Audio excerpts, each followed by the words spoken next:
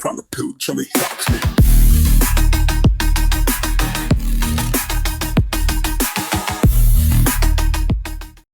Hi everyone, Ripone here, back with another episode of the Weekly Purple Team. And this week we're taking a look at an interesting loader called Beatrice.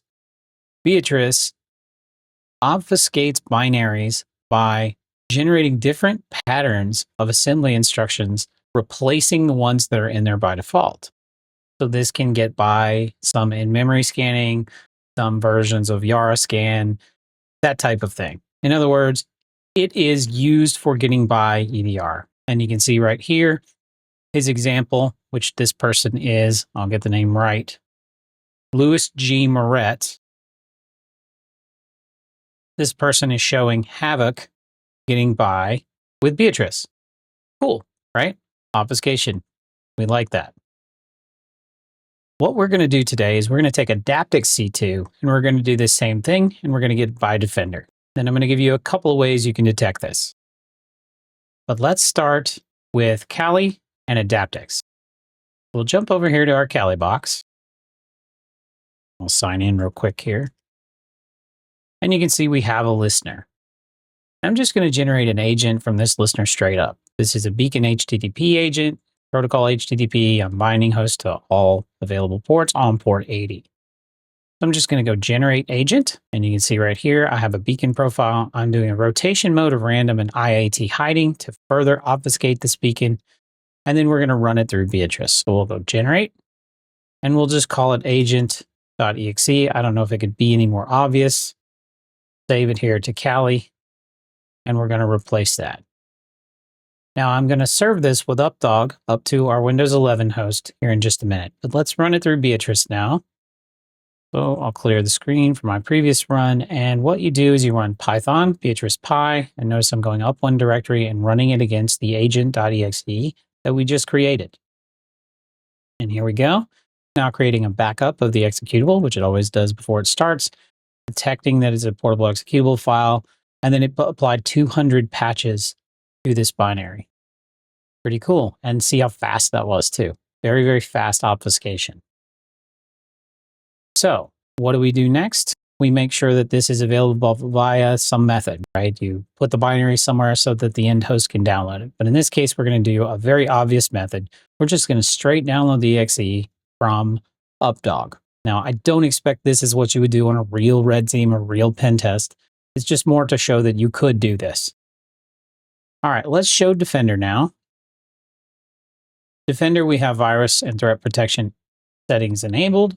We have real-time protection, dev drive protection, cloud delivered protection. We don't have automatic sample submission on because, well, this is obfuscated stuff and I don't want Microsoft to see it. And we do have tamper protection on. The rest of it is the defaults, right? So we're going to go ahead and download agent.exe. Notice I didn't zip this. I didn't do any form of obfuscation here. You probably would need to because Smart Screen's going to flag basically anything that's an executable being downloaded. But we're going to keep this. We'll tell it keep anyway. And then we're going to tell it do not send this to Microsoft. And now we have our agent.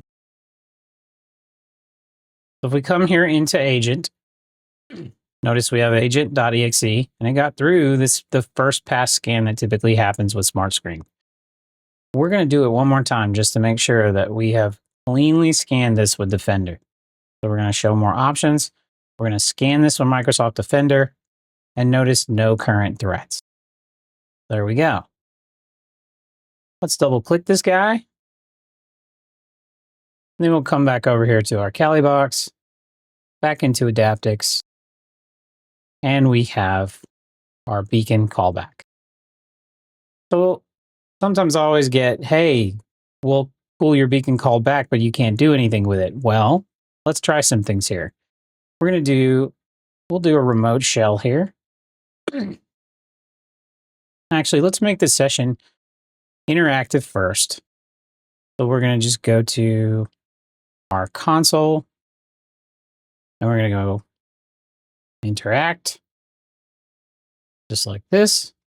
This is going to take our sleep timer down to 0. This will make it faster just for the demo. I don't really recommend you do this in a real red team or real pen test. And then we're going to go to browser. We'll go to remote shell. And we'll just start a command prompt. So we go play here and notice we instantly have a command prompt. We'll do who am I?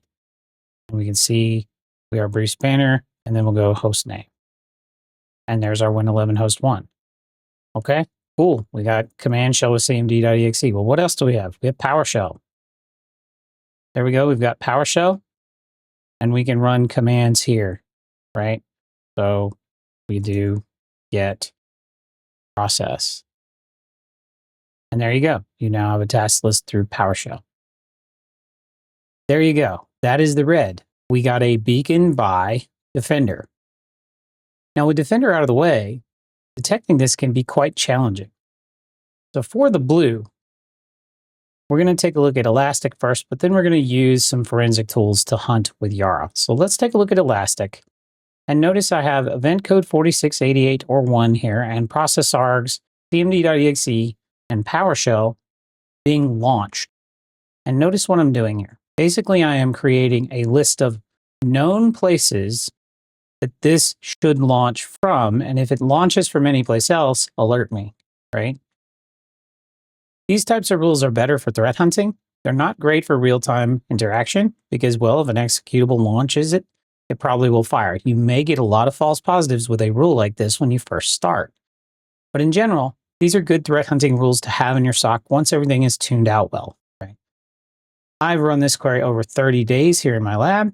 Now my lab is not super active, so there could be other things here for the process parent, but I did explore, run once, and service host.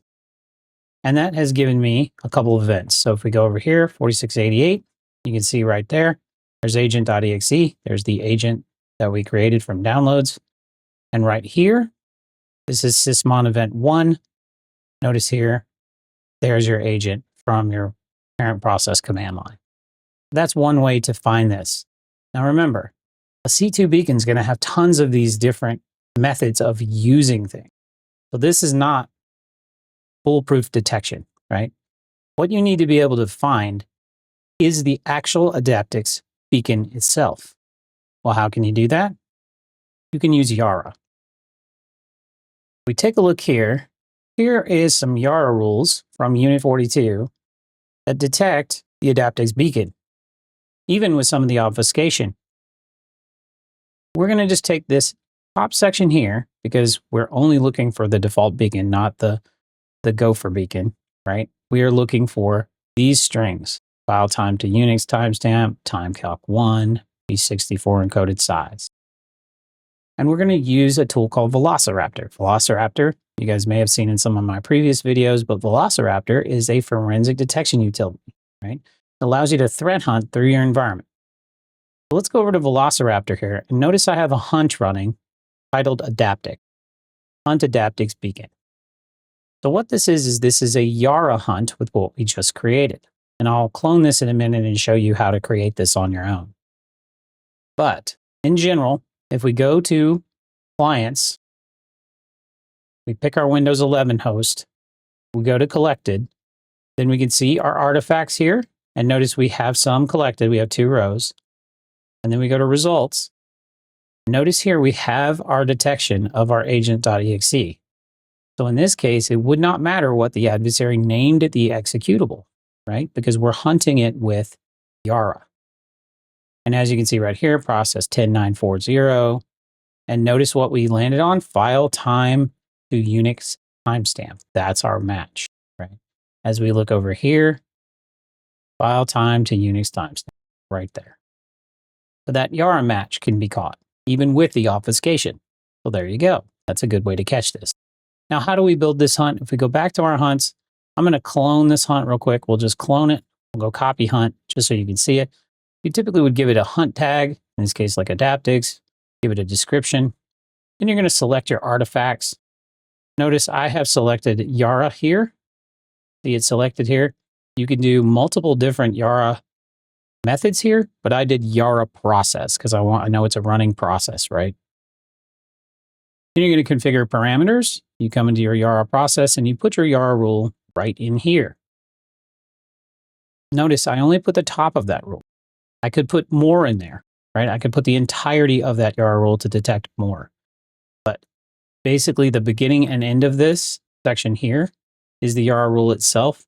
The rest of it is just an explanation of what it is. Then you can specify your resources to hunt on, review it, and choose launch, and you will get the exact same hunt that I just did. So that is a good way to detect this in your environment. When you've got something that you know is sliding by EDR and has a lot of functionality, you either have to have threat hunting based SIEM rules that detect things, which they're less accurate, so a lot of SOCs don't like to put them in, or you have to have threat hunt tooling like Velociraptor and Yara to find these things. All right. That's it for this episode of the Weekly Purple Team. Thanks for watching, and hack the planet to defend better. From the pillage,